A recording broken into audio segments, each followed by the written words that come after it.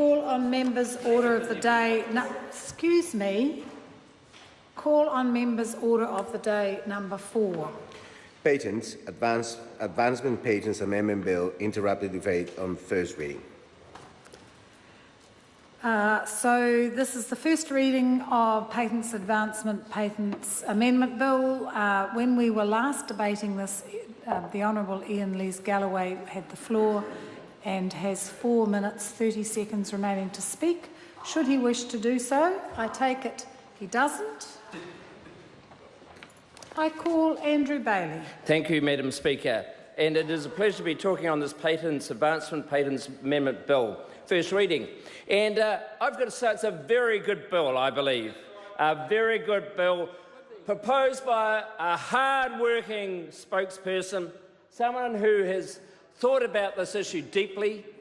And in compiling this bill, I know that she's carefully looked at international precedents for such a scheme to be introduced. And I'm ably informed, Madam Speaker, that there are many such schemes in place around the world. And I did understand Mr Ian Lees-Galloway was the previous speaker, and in it he referred to the issue about why should we be doing this when it looks like Australia's appealing it. And of course, he gave his speech some time ago. And what we now know is that Australia is doing a U-turn on that. It is doing a U-turn, and they're going to retain this scheme that the good Dr Palmer is going to propose, or has proposed in this bill. And of course, yes, it is, and I'm just looking across my opposition. They need to do a bit more research. Dealing with old information, they need to get more current. And of course, what this bill does, she has picked up the best parts of some of the international precedents and brought it forward into this bill. And I think that's a really good thing, because creating a dynamic economy, which New Zealand has to some extent and has the potential to be even more so, is a really important facet if we are going to grow the productivity of New Zealand over time.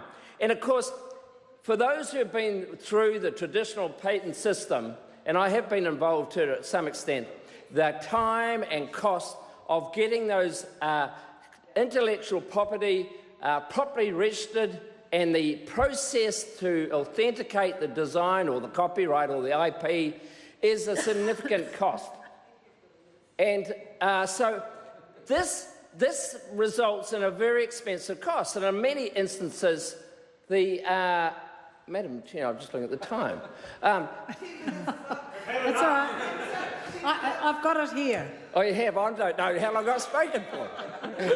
Okay. And so the cost of the traditional system is very significant, not only in time, but actually the financial cost. And of course, we want New Zealand companies to create IP. We want our universities to be creating IPs and be doing this. What this does is create a good second level about the advancement of what can be termed sort of a next level of IP. And of course, it only relates to New Zealand. It means that that IP can be captured, can be used by those, the inventor, and can mean that we can protect that IP in New Zealand. It's a different case if you want to take it overseas. But I've got to say, Madam Speaker, I think this is an excellent bill. I've got to say I highly recommend it, and I believe it is worthy of the support of the government, and I'm looking across at the Minister over there. I hope she's well informed, and I hope she takes a position of supporting this excellent private member's bill. I call the Honourable Chris Farfway. Madam Speaker, can I just